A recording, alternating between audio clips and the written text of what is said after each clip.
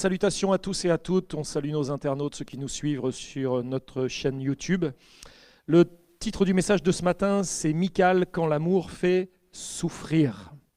Et j'aimerais avec vous lire dans le premier livre du prophète Samuel, au chapitre 18 et au verset 20. Le verset est très court.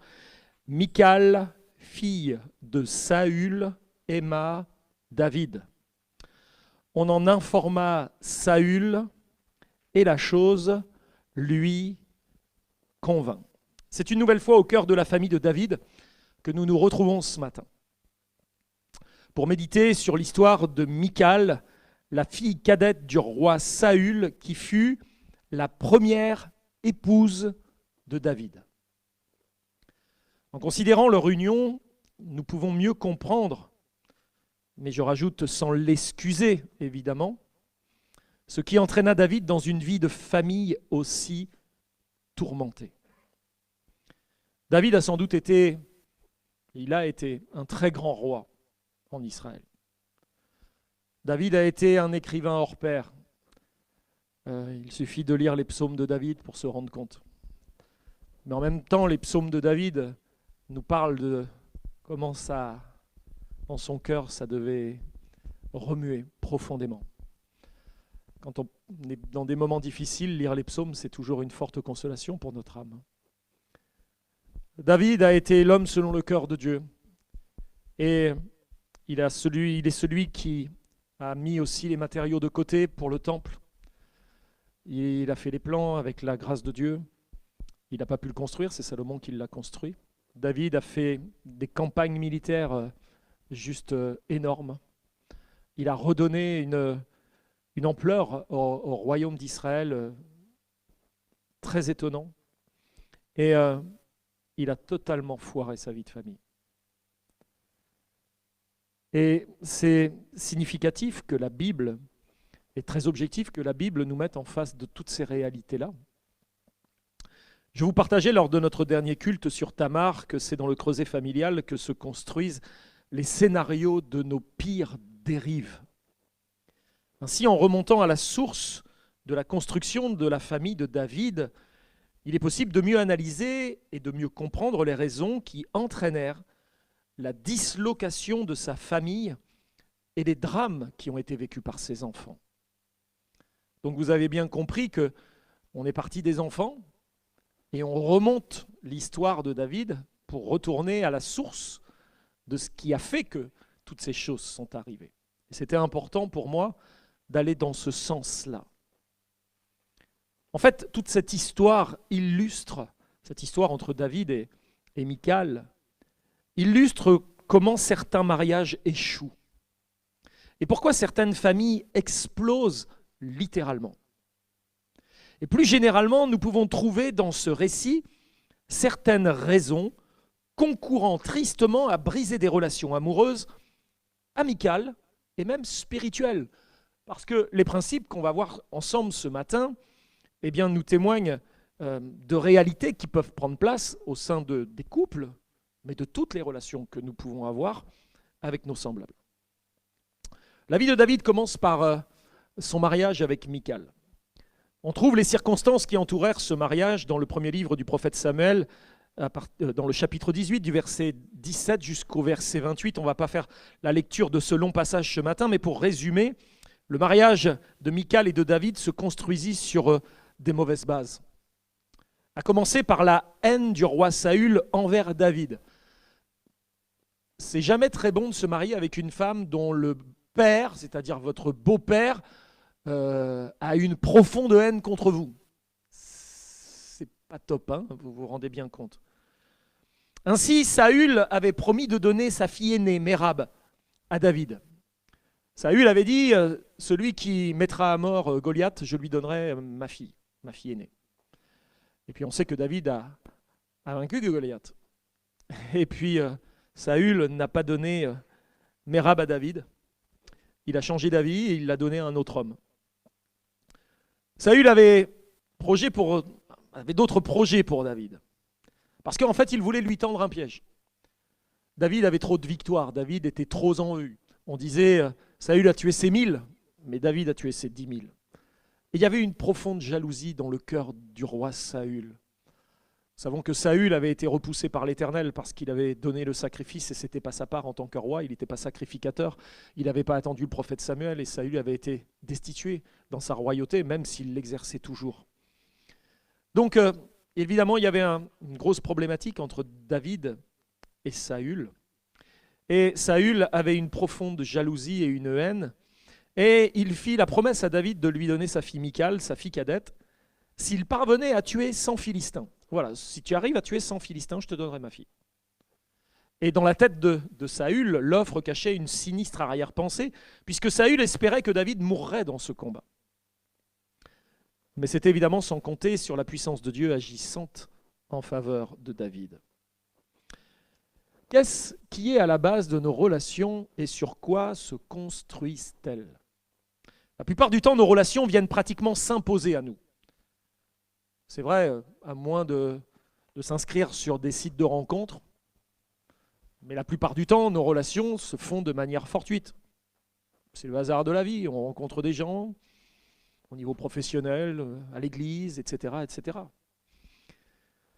Donc, nous qualifions généralement nos rencontres de fortuites ou de hasard de la vie, sans qu'il nous vienne à l'esprit que nous pourrions en accepter certaines et en repousser d'autres. Toutes les amitiés, toutes les relations ne sont pas forcément bonnes, même si chacune d'elles peuvent contribuer à notre édification, à notre enrichissement personnel, spirituel. Quantité de récits bibliques témoignent que l'adversaire tente parfois de nous atteindre par le biais des amitiés, ou de relations, ou d'alliances que nous pouvons nouer avec d'autres. Même si Dieu est souverain, et nous le croyons, réalisez par exemple le rôle que joua Judas dans le réseau d'amitié de Jésus. Il faisait partie des 12. C'était quelqu'un de très proche de Jésus. Et c'est lui qui va finir par le trahir. En réalité, on pourrait dire que toute relation n'est pas une bénédiction. Ainsi, aimer, c'est prendre le risque de souffrir, surtout lorsqu'on aime des personnes qui ne partagent pas forcément les mêmes sentiments que nous avons pour elles. Ce n'est pas parce que vous aimez une personne d'une certaine manière que cette personne-là va vous aimer de la même manière. On aimerait que l'amour soit partagé avec la même intensité, la même qualité. Mais ce n'est pas souvent le cas. Et évidemment, cela est un terreau pour quantité de déceptions. Parce qu'on aime, mais on n'a pas le retour. En général, à quoi vous associez le mariage dans votre vie? Ils vécurent heureux et eurent beaucoup d'enfants. Je disais tout à l'heure que je ne sais pas si le fait d'avoir beaucoup d'enfants, c'est toujours synonyme d'être heureux dans beaucoup de couples aujourd'hui, mais ils vécurent heureux. Et le mariage est souvent associé au côté heureux de la vie. On se marie pour être heureux. On pense que le mariage va nous accorder du bonheur, nous communiquer du bonheur. Et beaucoup s'unissent en espérant que leur conjoint sera un moyen de les combler et de les épanouir. Mais ces motivations sont en réalité très égoïstes quand on y regarde bien. C'est vrai. Peu de personnes réalisent que le rôle du mariage n'est pas nécessairement de nous rendre heureux. Alors oui, je suis désolé, peut-être que je vais casser un mythe ce matin. Le but du mariage n'est pas de nous rendre heureux. Ça va? Jusque-là, vous accrochez? En réalité, Dieu se sert du mariage pour nous aider à identifier et à affronter les problèmes de notre vie. C'est-à-dire, Dieu va nous mettre quelqu'un à côté de nous, dans la plus grande intimité qui soit entre deux personnes, dans le mariage. Il n'y a pas une personne qui vit plus proche de nous. Et comme on est réellement nous-mêmes que quand on est chez nous, parce qu'ailleurs on peut jouer un tas de rôles, hein. Quand on est chez nous, on est nous-mêmes. On ne joue pas un rôle chez soi, c'est difficile. Donc Dieu fait qu'on a quelqu'un à côté de nous qui partage les réalités de nos vies et qui est là pour identifier les problèmes de nos vies. Et dans le couple, généralement, l'analyse de notre propre vie est faite par notre conjoint. T'es comme ci, t'es comme ça, et puis ça pointe là. Là, tout se révèle. Et donc le couple, le mariage, sert à identifier et à affronter les problèmes dans notre vie. Et à amener chacun à une plus grande ressemblance de Dieu. C'est-à-dire que le mariage, c'est pas pour être heureux à la base, c'est pour finir par ressembler de plus en plus à Christ. Alors on pourrait dire que le mariage, c'est une école de formation, un chantier de transformation. C'est ça le mariage. C'est une alliance que Dieu va faire entre un homme et une femme qui décident d'aller dans le même sens, le sens de Dieu, et qui vont être utiles l'un à l'autre, utiles entre les mains de Dieu l'un à l'autre et l'un pour l'autre, en vue que l'œuvre de Dieu se fasse dans la vie de chacun. C'est ça le but du mariage. En tant que chrétiens, nous devons réaliser quelles sont les véritables intentions de Dieu dans notre mariage. Et ne pas ignorer aussi celles de notre adversaire. Alors oui, évidemment, dans le mariage, il y a des joies, dans le mariage, il y a du bonheur, mais il n'y a pas que ça. Hein.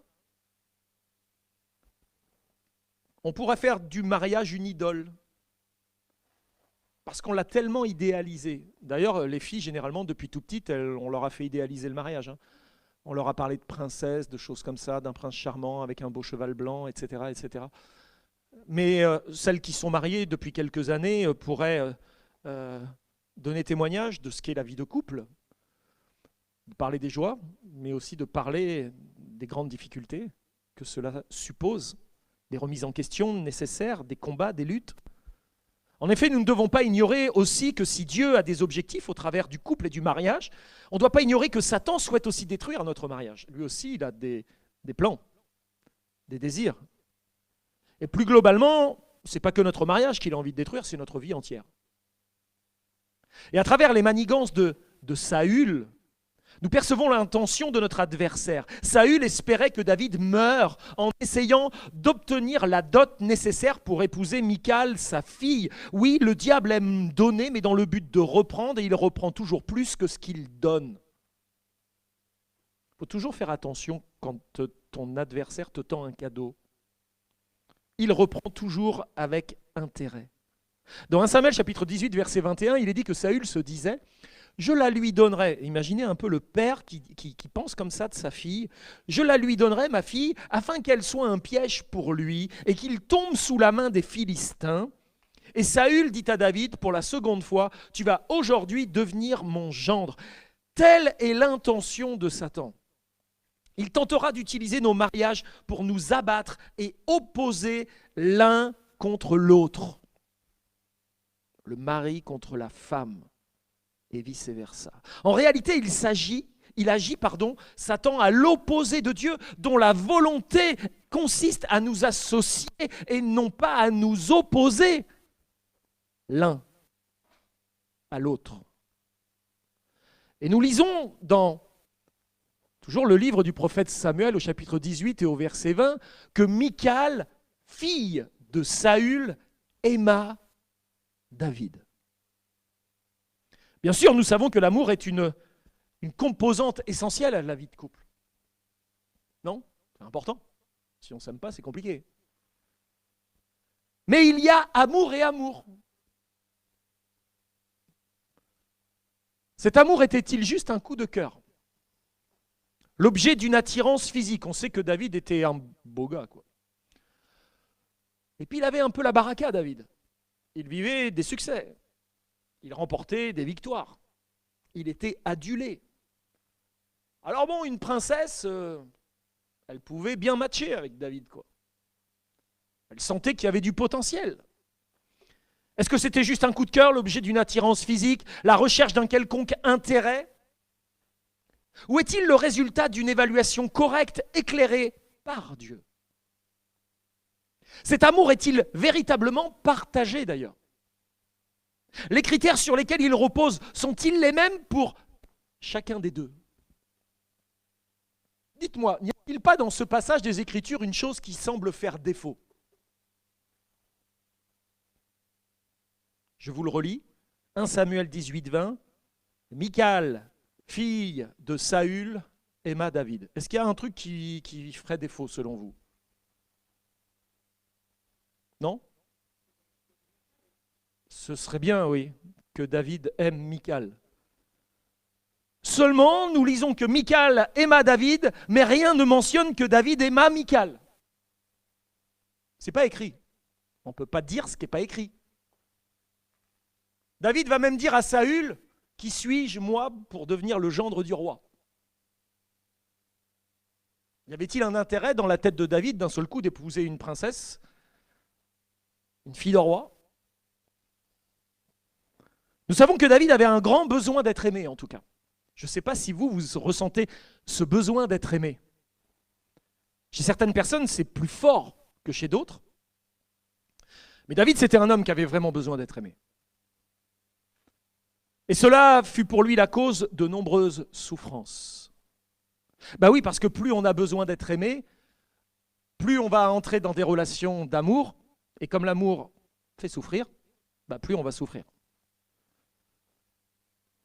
Mais ce besoin d'être aimé était-il suffisant pour bâtir un couple solide? Parce qu'il y a plein de gens qui se mettent en couple juste parce qu'ils ont le besoin d'être aimés. Ils essayent de combler un besoin. Et au début de cette histoire entre David et Michal, nous voyons que si un homme se sent respecté et apprécié, il fera presque tout pour sa femme. Ainsi, nous voyons que David, en réponse à l'amour de Michal, et aussi en face du défi de Saül, va agir au-delà de ce qui lui était demandé. Saül avait demandé la vie de 100 Philistins. Si tu tues 100 Philistins, je te donnerai ma fille, Michal. Et David risqua sa vie en tuant 200 Philistins pour épouser Michal. Il était prêt à décrocher la lune pour être aimé.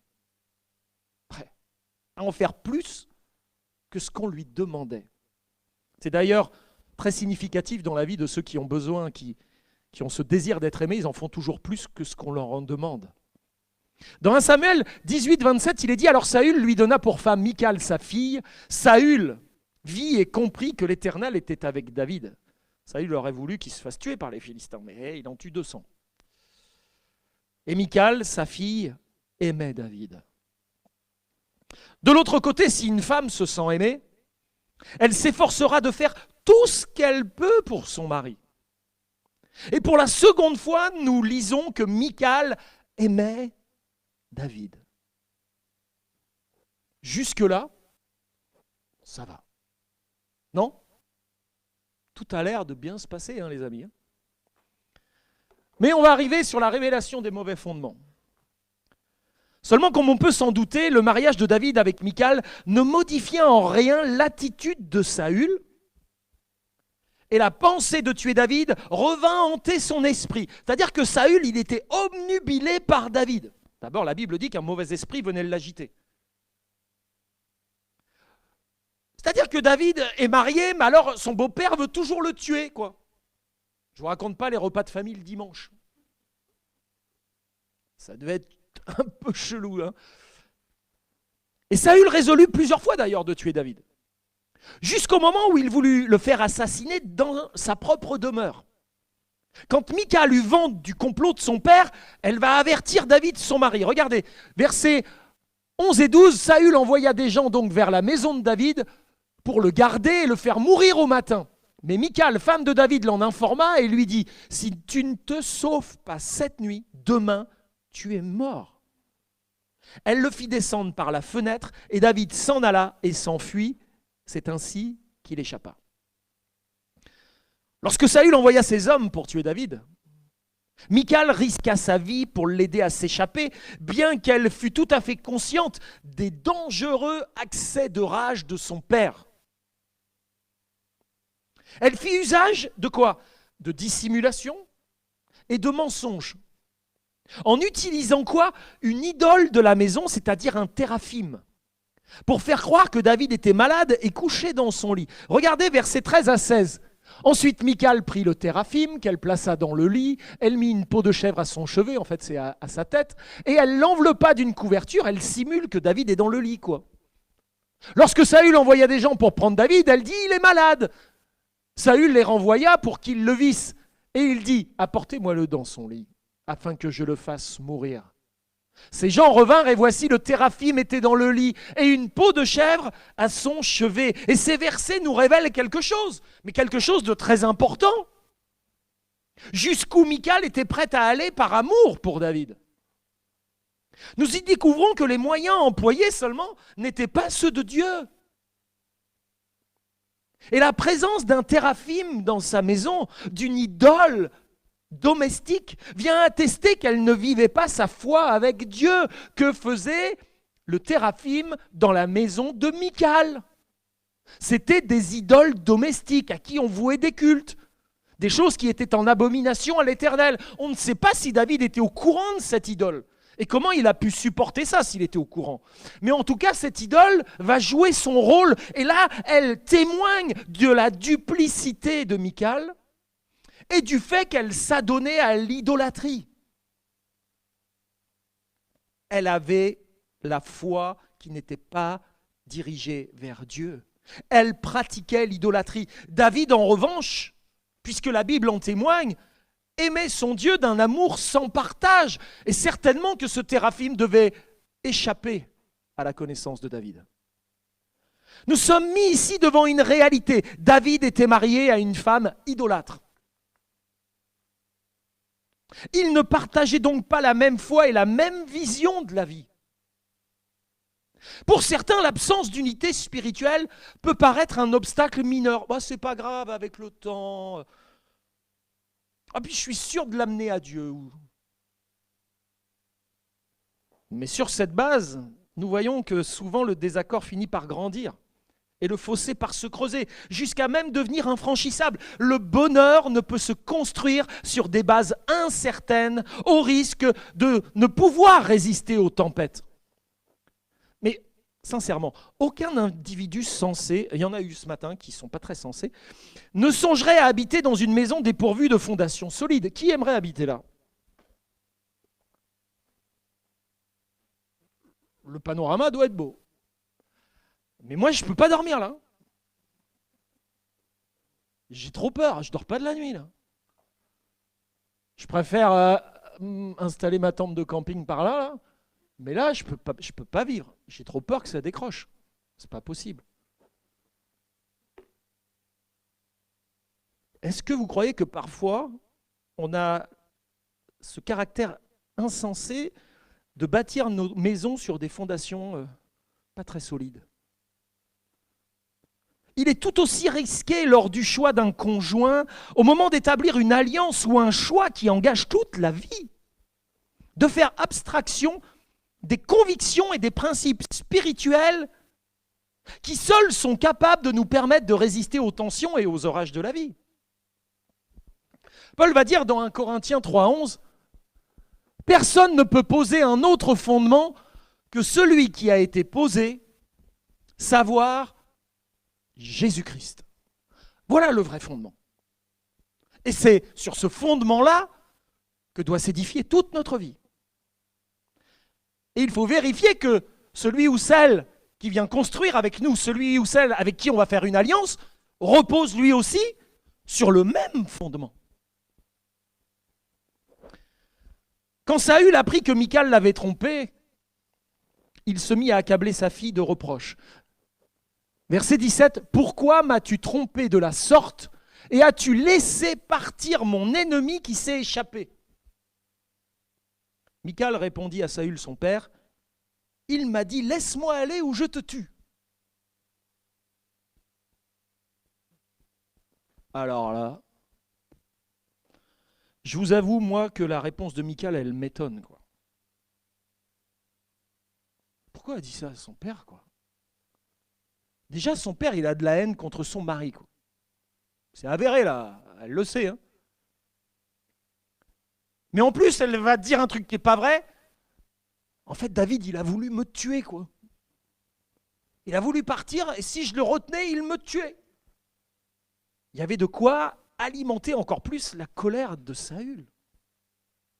Plutôt que de dire la vérité à son père, devant son père, elle accusa son mari de l'avoir menacé de mort. Et nous constatons ici que Michal est très différente de David. Lui s'en remettait toujours à Dieu dans l'épreuve et attendait les directions divines dans chaque circonstance, mais sa femme se barricadait dans l'incrédulité et avait aisément recours au mensonge. Michal était tiraillée entre l'amour qu'elle avait pour David et la peur qu'elle avait de son père.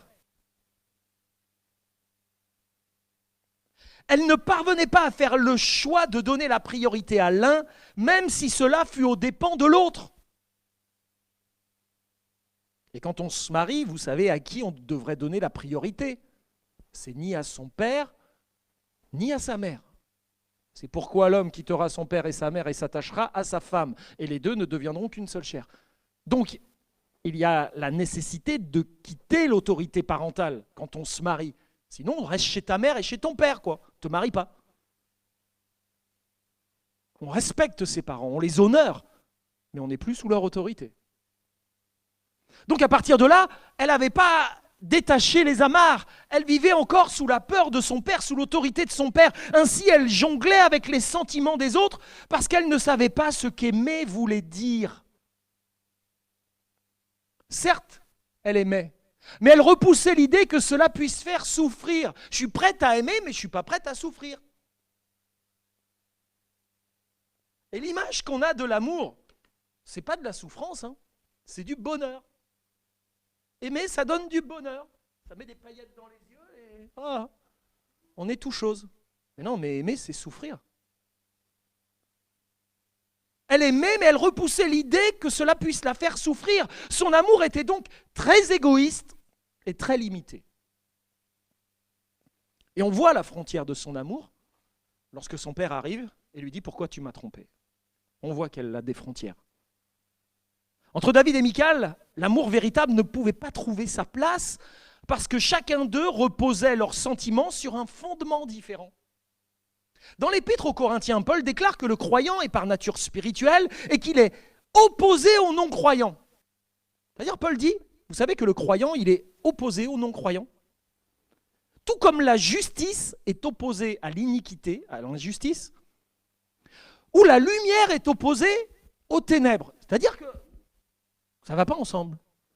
Il dira dans 2 Corinthiens, chapitre 6, versets 14 à 15, « Ne vous mettez pas avec les infidèles sous un joug étranger. » Donc en fait, Paul, il est en train de dire, si tu te mets avec un infidèle, ce n'est pas lui qui va venir sous ton joug, c'est toi qui vas aller sous le sien. Ah. Donc ne vous mettez pas avec les infidèles sous un joug étranger, car quel rapport y a-t-il entre la justice et l'iniquité, et l'injustice? Ou qu'y a-t-il de commun entre la lumière et les ténèbres? Quel accord y a-t-il entre Christ et Bélial, ou Christ et Satan?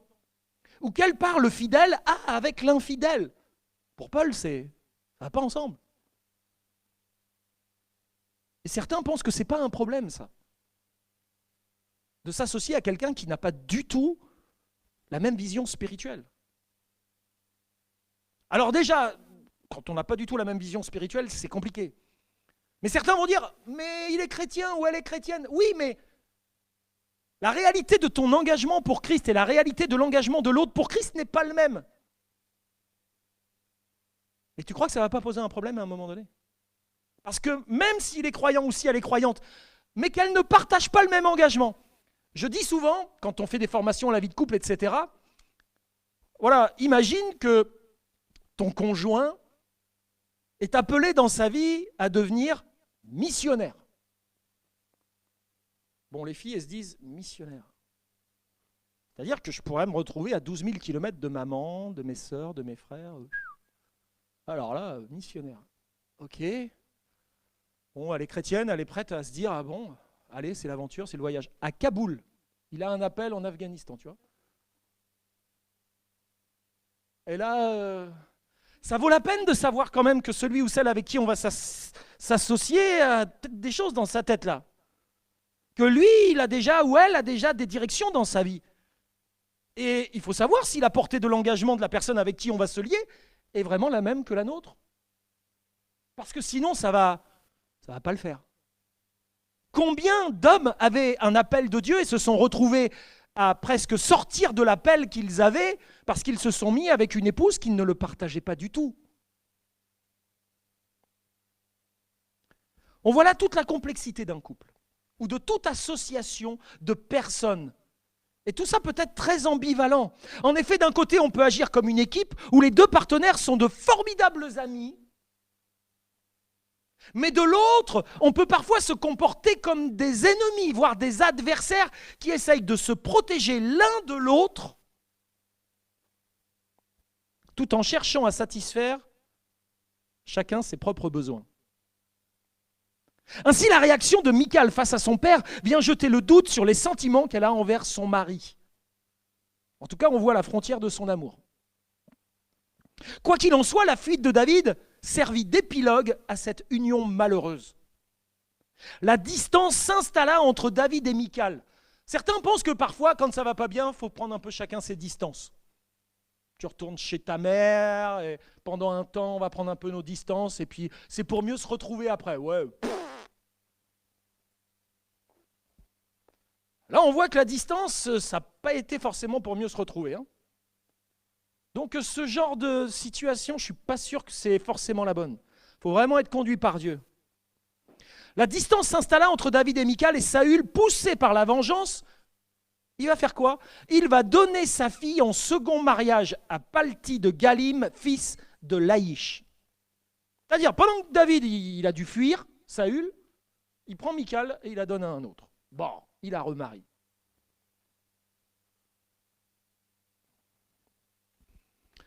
Ça ne s'arrête pas là. Hein. Après la fuite, la tentative de raccommodage. David était en fuite, et pendant donc ce temps, sa femme se remaria à un autre homme. Il y avait quand même de quoi provoquer une blessure profonde dans le cœur de David, là, non? Tu es obligé de fuir? C'est pas toi qui as dit je m'en vais. Tu es obligé. Parce que ton beau-père, il veut te... C'est le roi, le beau-père, quand même. Alors il s'enfuit, et il apprend que sa femme vient de se remarier avec un autre. Il y a de quoi mettre un terme à toute perspective de réconciliation quand même, non? Se dire, là... Néanmoins, les années passèrent, et lorsque David devint roi de Juda, Saül est mort, avec Jonathan, son fils, et David accède au trône. David est roi de Juda, il exigea qu'on lui rende Michal. La Bible ne nous communique pas la raison d'un tel désir, et elle garde également sous silence les sentiments de Michal, qui se voyait renvoyer d'un mari à un autre. Entre David et Michal, les blessures continuèrent à s'accumuler en réalité, car à un moment, à aucun moment, David ne demanda à Michal si elle voulait revenir vers lui. David ne dit pas à Michal, écoute, est-ce que tu veux revenir avec moi? Ton père t'a remarié, etc. Mais si tu veux, reviens avec moi au palais. À aucun moment, il lui demande son avis. Et on voit que la volonté de Michal fut bafouée. Et elle fut de toute évidence profondément blessée par ce retour de situation. Nous ne savons pas si Michal aimait son second mari, mais ce dernier l'aimait suffisamment pour la suivre en pleurant. Quand les hommes de David sont allés chercher Michal chez son second mari et qu'ils l'ont prise pour la ramener à David, il est dit que le mari de Michal pleurait derrière elle, jusqu'à ce que le chef de l'armée d'Israël, Abner, lui dise « Tu retournes chez toi maintenant ». Bon, il fallait mieux pas se frotter à Abner. Cet homme a dû retourner chez lui. Il pleurait sa femme. Sincèrement, je pense que cet homme aimait Michal, d'un véritable amour. Nous pouvons alors imaginer ce que Michal ressentait à ce moment-là, contrainte à rejoindre David, qui de son côté, s'était uni à d'autres épouses et concubines. C'est-à-dire, elle était l'unique femme de David, elle est remariée à un autre, et quand elle revient, il y a déjà d'autres femmes dans la maison de David. Tu vas falloir le partager. Vous arrivez à vous mettre en situation là? Ouais. Dans un couple, chaque blessure que l'un inflige à l'autre va renforcer la pensée que l'autre n'a pas notre meilleur intérêt à l'esprit. Ainsi, l'amour est remis en question. S'il m'aimait, il ne ferait pas ce qu'il fait, elle ne ferait pas ce qu'elle fait. On remet en question l'amour. De retour aux côtés de David, Michal revient donc sur le devant de la scène biblique, à travers David. David est alors roi d'Israël et il est au sommet de sa gloire. Son œuvre restait cependant inachevée. Il y avait quelque chose que David savait devoir faire et ce n'était pas fini, car l'arche de l'Alliance n'était pas encore à Jérusalem. Symbole de la présence de Dieu parmi son peuple, elle était encore en dehors des murs de Jérusalem. Aussi, quand le jour glorieux du retour de l'Arche de l'Alliance à Jérusalem arriva enfin, toute la population accourut et célébra cette victoire par de grandes festivités. La présence de Dieu est de retour au milieu de Jérusalem. David, le grand roi d'Israël, marchait au milieu du peuple en liesse, saisi d'une immense reconnaissance envers Dieu qui lui accordait cette joie. Il était heureux, il était comblé, il prenait conscience de la présence du Dieu saint pour se conformer à l'extrême solennité de l'occasion. Il va se dépouiller de ses habits royaux, il va se revêtir de l'éphod de lin que portaient les sacrificateurs en signe d'humilité pour dire « mais moi je ne suis pas, devant Dieu on est tous pareils, il n'y a pas de roi, il n'y a pas de... » Il se dépouille de ses habits royaux, il se met au milieu du peuple, il est là dans l'humilité et il danse devant l'arche, il est plein de joie. Blessé et amer, Michal ne supporte pas de voir son mari se réjouir. Tu te réjouis, toi? Tu penses à moi, là? Comment tu peux te réjouir? Comment tu peux te réjouir après ce que tu m'as fait? On arrive à un point où, même quand l'autre se réjouit, pourtant il est dit, réjouis-toi avec celui qui se réjouit et pleure avec celui qui pleure. Mais là, il se réjouit et elle pleure.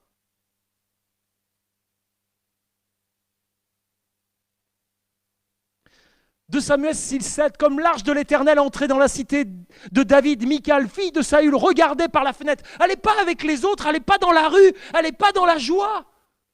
Et voyant David danser et sauter devant l'Éternel, elle le méprisa dans son cœur. Verset 20, une fois que les cérémonies sont faites, chacun retournait chez lui pour bénir sa maison et David rentre au palais, il veut bénir sa maison. Et Michal, fille de Saül, sortit à sa rencontre. C'est-à-dire qu'elle est en mouvement vers lui, elle n'attend pas que lui il vienne, elle vient vers lui, elle est en pleine activité. Et elle dit, quel honneur aujourd'hui pour le roi d'Israël de s'être découvert aux yeux des servantes de ses serviteurs, comme se découvrirait un homme de rien.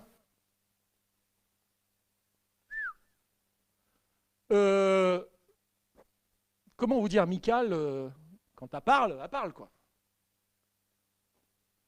Ulcéré, Michal accusa David d'avoir eu un comportement honteux. En lui faisant ses reproches, elle cherchait à le rabaisser et à se venger à sa manière. Elle ne partageait pas les convictions de son mari. L'arche, qui pour lui avait une grande importance, n'en avait aucune pour elle. Elle se sentait étrangère à toutes ces cérémonies, étrangère à toute cette joie, étrangère à ces danses. Eh ouais. Terrible, hein? Aussi de l'une des fenêtres du palais, elle le regarda danser au milieu du peuple et au fond de son cœur, elle le méprisa. Il est où le verset Michal aima David? Lorsque les cérémonies furent achevées, David rentre au palais pour lui faire partager son bonheur. Elle l'accueillit avec une remarque cinglante. De telles paroles dénotaient encore une fois le peu d'estime qu'avait Michal pour son époux. L'attitude de Michal attestait son indifférence aussi à l'égard de Dieu, de son peuple et surtout de son mari. Et dans sa colère, elle jugea le comportement de son mari comme étant arrogant et pervers. T'es un pervers, tu te déshabilles devant les servantes de tes serviteurs. Tu me dégoûtes, tiens. Voilà, c'est en français courant là. Tu me fais honte. Tu te respectes même pas. Peut-on à la fois aimer quelqu'un et le traiter avec un tel mépris? Ou alors c'est que vous êtes des pratiquants de l'amour vache, mais là, il faut consulter. Ces quelques années de vie commune ne semblaient pas avoir rapproché Michal et David.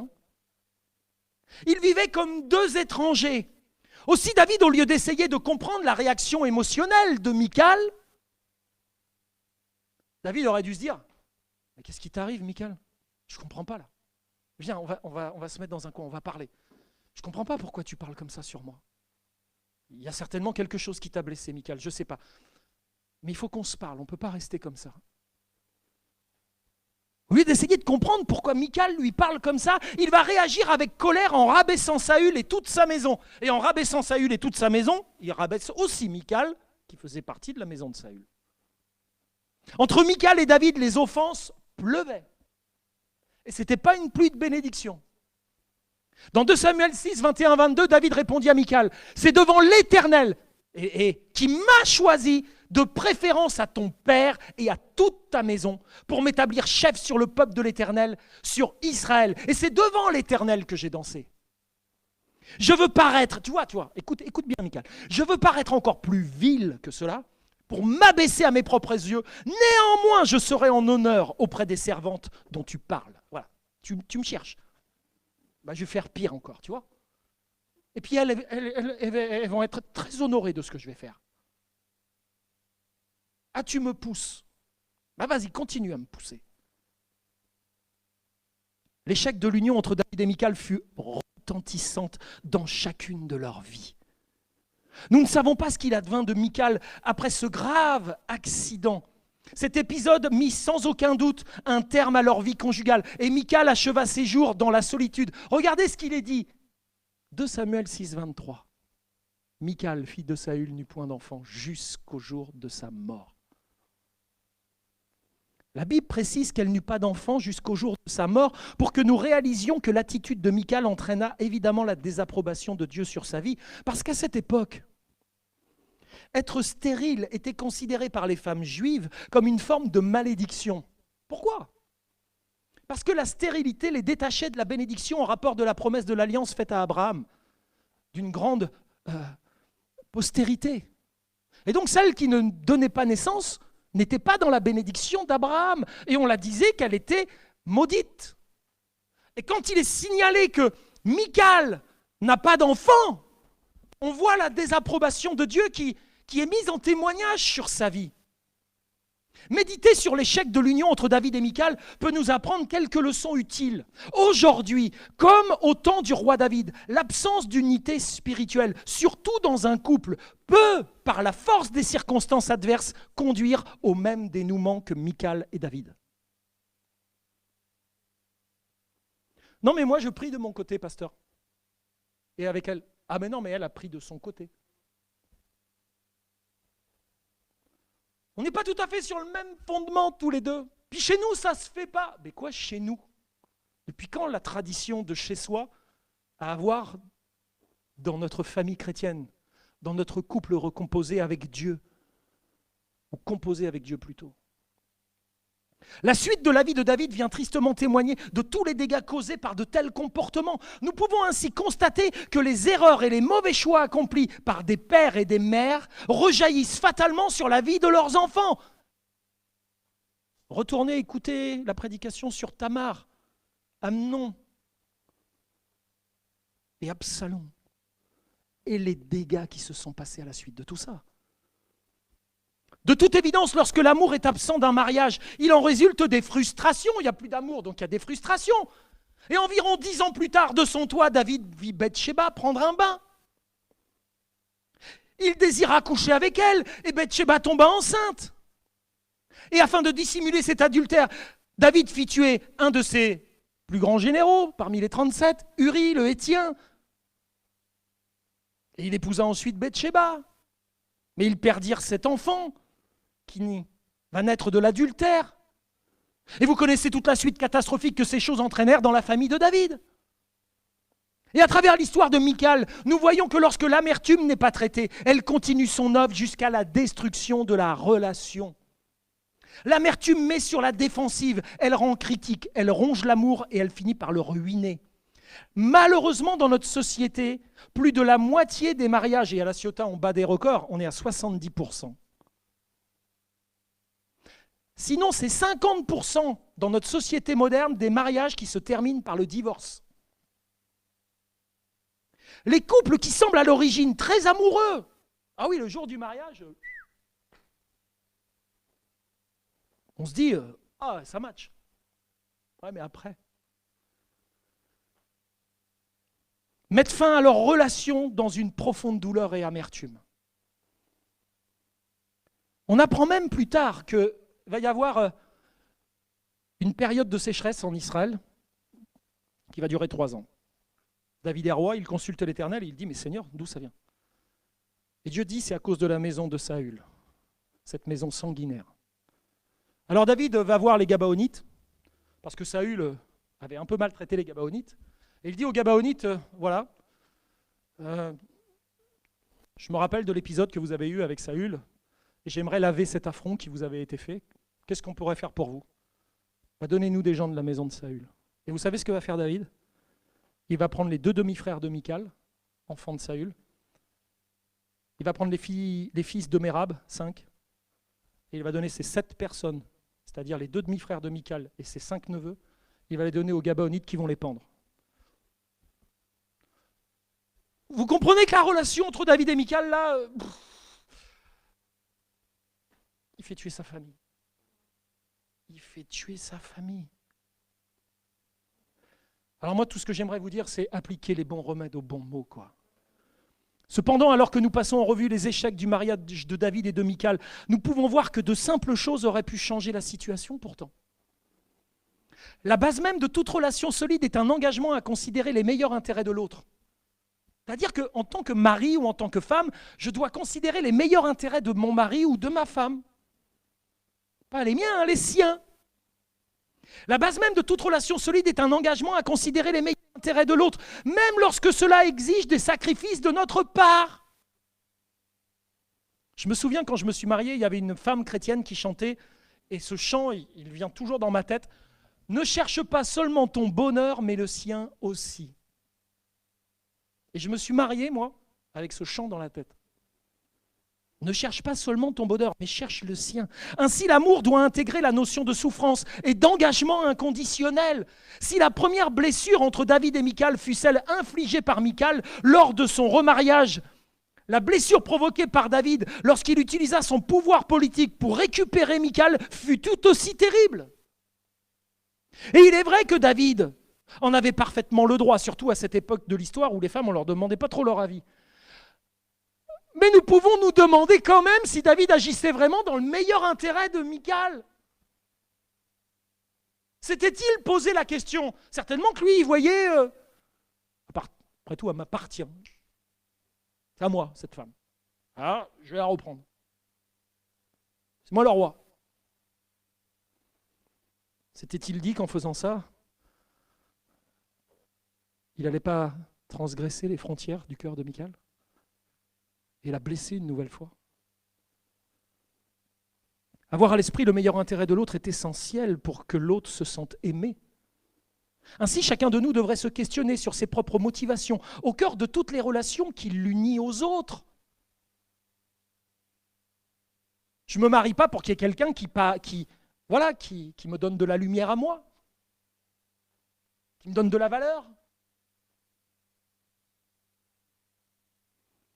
Philippiens chapitre 2, verset 4, que chacun de vous, au lieu de considérer ses propres intérêts à lui, considère aussi à ceux des autres.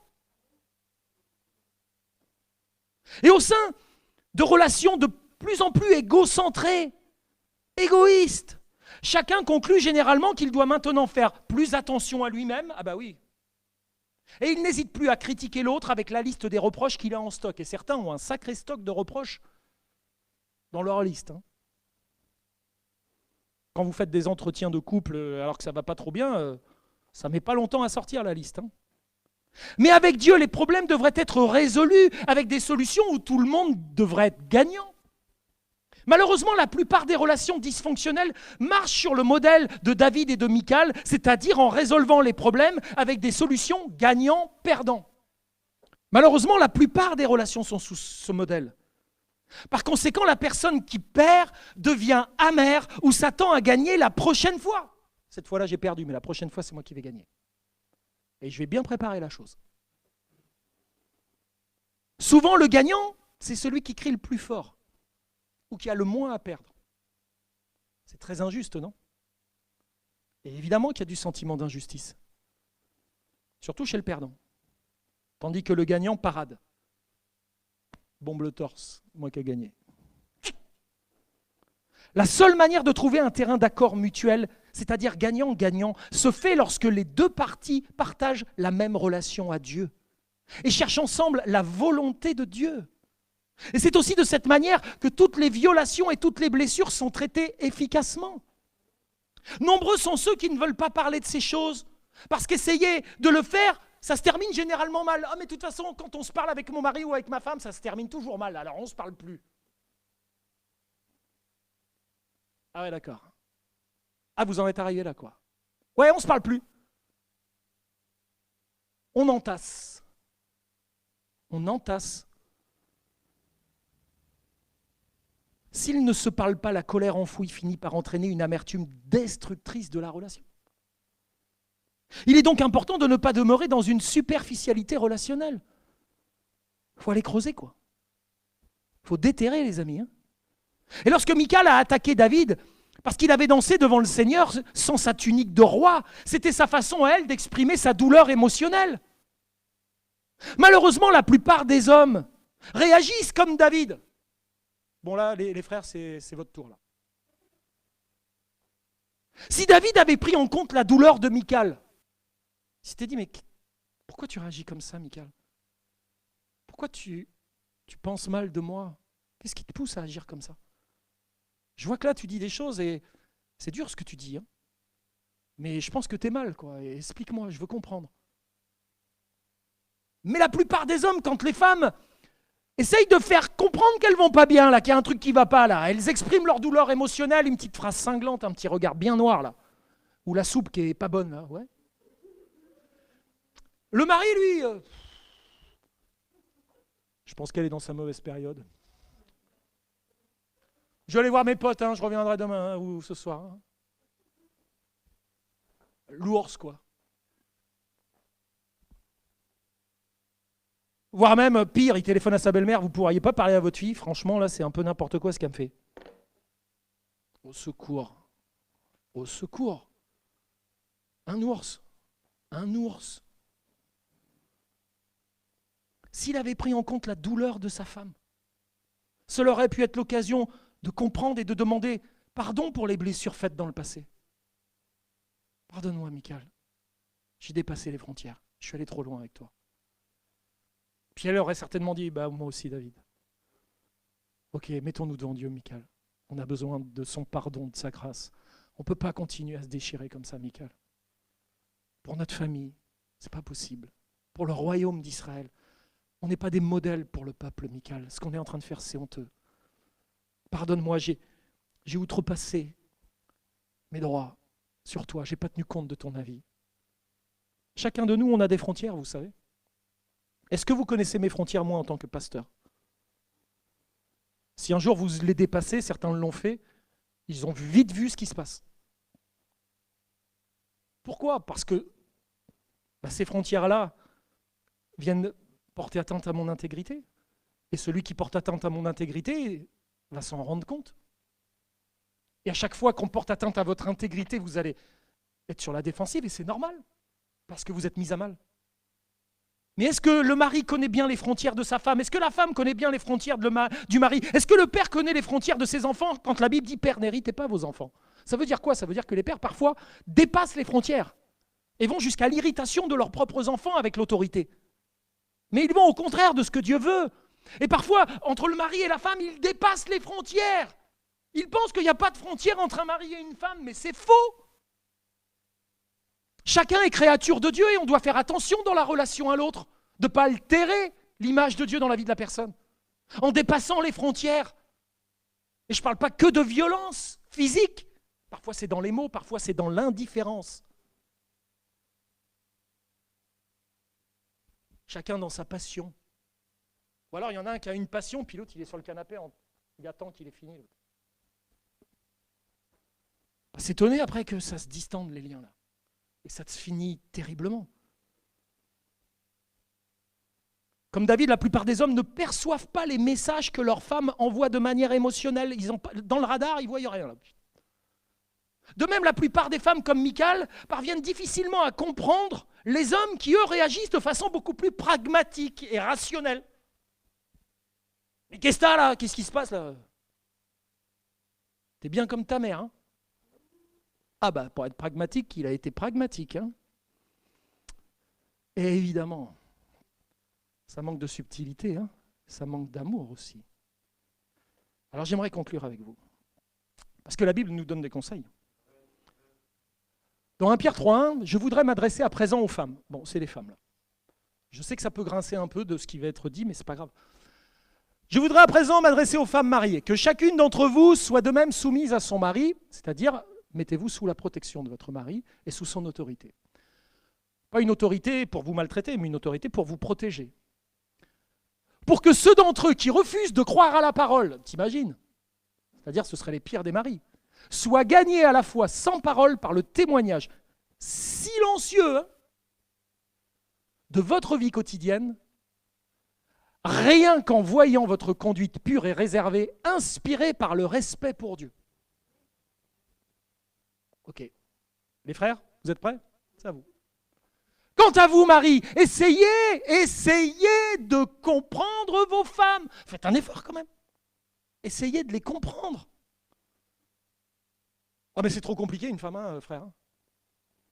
Mais pourquoi tu t'es marié? Essayez de comprendre vos femmes. Ayez beaucoup d'égards pour elles dans votre vie commune. Souvenez-vous qu'elles ont une nature plus fragile et délicate. Arrête de faire l'ours avec la princesse. Elle est fragile, hein. Tu vas la casser, quoi. Tu vas la casser. Traitez-les avec respect et honneur. Non seulement parce qu'elles sont plus faibles, mais surtout parce qu'elles héritent avec vous la vie éternelle que Dieu vous accorde dans sa grâce. Sinon, comprenez bien, vous mettez vous-même obstacle à l'exaucement de vos prières. Ah ouais. Donc, si j'ai pas d'égard pour ma femme, je peux toujours prier toute ma vie, il ne se passera rien. Ouais, c'est à peu près ça. Ah ouais, non mais là, faudra peut-être que je révise ma copie, là. Mais oui. Tu crois quoi, là? Et puis tous ceux qui se disent « Ah ben moi, je ne suis pas marié », c'est à vous maintenant. Et puis tous les autres, on les emmène avec. D'accord? Enfin, entre vous tous là, cultivez l'unité de cœur et d'esprit. Visez le même but. C'est pas dur, hein? Christ. Qu'une bonne entente règne parmi vous. Aimez-vous comme des frères. Témoignez concrètement votre compassion à ceux qui passent par une difficulté. Soyez généreux et courtois, modestes et humbles. Ne rendez à personne le mal pour le mal, ni l'injure pour l'injure. Répondez plutôt en demandant à Dieu de bénir ceux qui vous offensent. N'est-ce pas cela que vous avez été appelés? Afin d'hériter vous-même un jour la bénédiction divine. Celui qui veut jouir de la vie et connaître des jours heureux, les voilà les jours heureux, doit réfréner sa langue, se garder de dire du mal et cesser de tromper par ses paroles, qu'il fuit tout ce qui est mal et fasse le bien, qu'il recherche la paix avec tout le monde et lui reste passionnément attaché, car le Seigneur suit les justes des yeux et il tend l'oreille lorsqu'il prie. Mais il se tourne contre ceux qui font le mal. Les relations interpersonnelles ne sont pas innées. Sincèrement, en plus, comme on est des pécheurs, on a tout pour que ça se passe mal. Donc ce n'est pas du tout inné. C'est pourquoi la Bible dispense des conseils à suivre. Et il faut donc apprendre à reconnaître où sont les limites des uns et des autres. Et cela se fait en identifiant les zones de conflit permanents. Des fois, avec mon épouse, je vais vous donner un secret. Quand on se chicane comme ça, elle me dit, des fois j'ai l'impression que tu parles hébreu, pour un pasteur, et que je parle chinois. Ah, c'est compliqué, hein? Un homme a écrit un livre, ça s'appelle « Les hommes viennent de Mars et les femmes de Vénus ». C'est chrétien en plus, hein, ça. Ça vous fait pas ça des fois, là? Tu as l'impression que tu parles pas le même langage, tu n'es pas sur le même terrain. Oh, au secours. Seigneur, aide-nous, quoi. Et donc la Bible dispense des conseils. Apprendre à reconnaître où sont les limites des uns et des autres. Ainsi, si une personne viole ou franchit une limite, elle verra un résultat négatif se manifester chez l'autre. Par contre, le respect des limites de l'autre sera souvent encouragé. Bah, j'ai vu que tu avais respecté mes limites. Et franchement, je te remercie. Moi, j'ai vu des fois des personnes manifester leurs limites, mais dans le dos de leur époux. C'est-à-dire, j'ai vu des femmes venir vers leur mari, leur dire quelque chose, et quand la femme repartait, je voyais le mari faire... Là, il manifestait... Vous comprenez qu'il manifestait ses limites? Quand il a fait... Je l'ai vu aussi dans l'autre sens. Hein. J'ai vu des femmes être là, puis faire... Il me chauffe. Moi, je vous engage à vous manifester vos limites, pas dans le dos de l'autre, mais en face. Et dans l'amour. Et en essayant d'expliquer à l'autre pourquoi il a dépassé une limite. Et quand quelqu'un vous dit « tu as dépassé une limite », dites-vous que là, en principe, c'est déclaration de guerre. Hein. Si un char français rentre en Allemagne, il y a déclaration de guerre entre la France et l'Allemagne. Il a passé la frontière avec une arme. C'est déclaration de guerre entre les pays. Et des fois, on fait des déclarations de guerre sans même s'en rendre compte. On arrive dans la vie de l'autre avec des armes, avec une violence, avec des propos violents, avec des critiques. Et on déclare des guerres internes dans nos couples. Mais on devrait être des artisans de paix. Et quand une limite a été dépassée sans qu'on s'en rende compte, il faut à tout prix travailler à la paix. Excuse-moi, je n'ai pas vu que j'avais dépassé la frontière. Excuse-moi, je ne voulais pas te faire du mal. Je suis très maladroit, excuse-moi. Et je vais faire en sorte de ne pas redépasser cette frontière. J'ai bien compris où était ta limite maintenant. Qu'est-ce qu'on enseigne aux enfants quand ils naissent dans une famille? Quelles sont les limites à ne pas dépasser? Si un enfant n'a pas de limite, il fait quoi? On le retrouve dans la rue en train de taper sur les flics, les pompiers, et puis sur tout ce qui bouge. On ne lui a pas donné de limite. Alors oui, il faut reconnaître les limites des autres et manifester aussi où sont les nôtres. Par conséquent, cette découverte des limites ou des frontières personnelles de chacun ne mettra pas fin immédiatement à tous les conflits, mais finira par améliorer les relations. Et comme certaines frontières seront sans doute franchies et des limites dépassées, il faudra nécessairement traiter toutes les infractions passées afin de mettre fin à toute forme d'amertume. Et pour y parvenir, chacun doit être totalement honnête sur ce qu'il a fait et pourquoi il l'a fait, comment il l'a perçu, ce qui s'est passé. Et aucun blâme n'est autorisé. On s'attend simplement à ce que chacun assume la responsabilité de ce qu'il a fait et demande pardon s'il a mal agi. Parce que personne n'est ou ne sera jamais totalement parfait avant d'être au ciel. Même pas le pasteur. Chaque personne doit cesser d'essayer de réparer ou de blâmer l'autre. Qui on est pour essayer de réparer l'autre? Je vais te réparer, moi. Si nous sommes tentés de vouloir réparer l'autre, c'est afin qu'il puisse satisfaire nos propres besoins. Et nous devons en finir avec cette mauvaise attitude et apprendre à ne compter que sur Dieu pour répondre à tous nos besoins non satisfaits. Dans Éphésiens 1,23, il nous est dit qu'en Christ habite la plénitude de Dieu qui remplit tout en tous. Qui remplit nos cœurs? C'est Dieu. Alors comment tu peux aller vers ton mari ou ta femme en disant « tu ne me combles pas ». Tu ne réponds pas à mes besoins.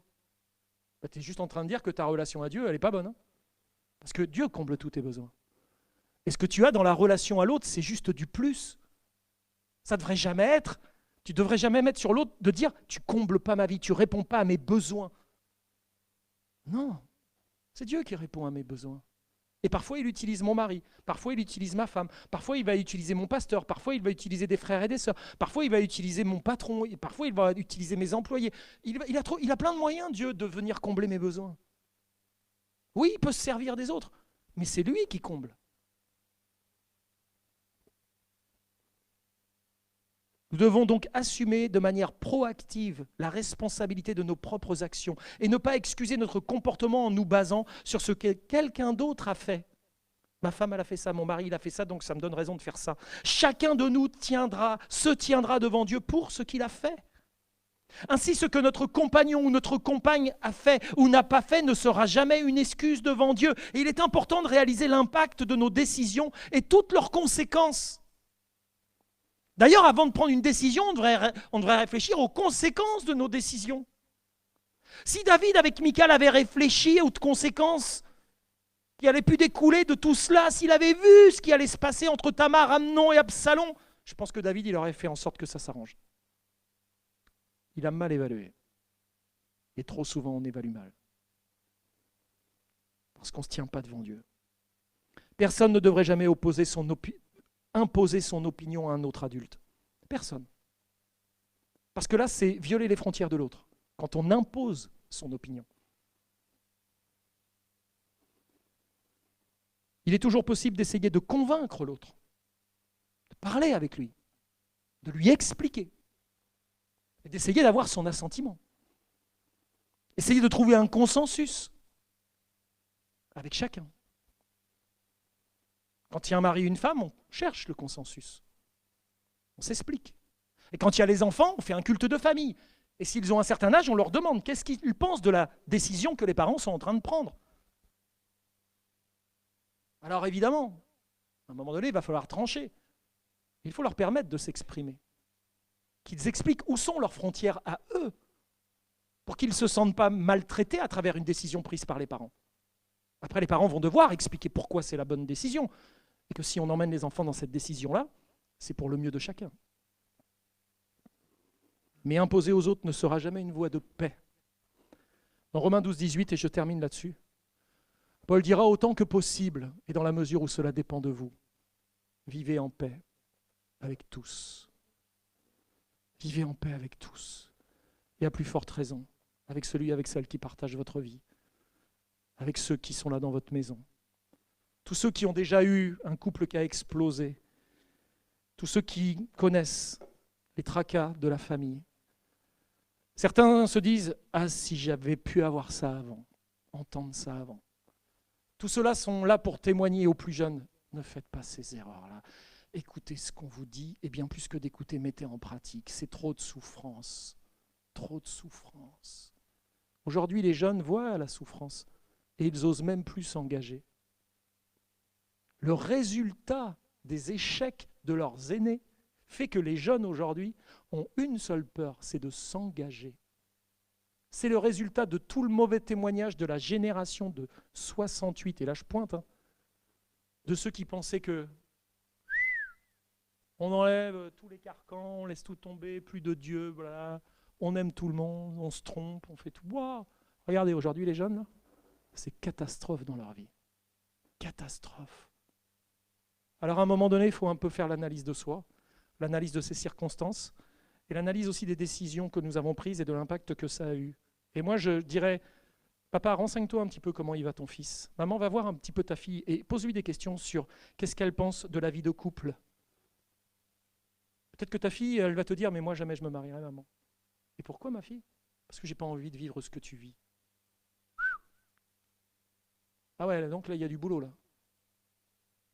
Bah, j'aurais jamais cru t'influencer aussi négativement.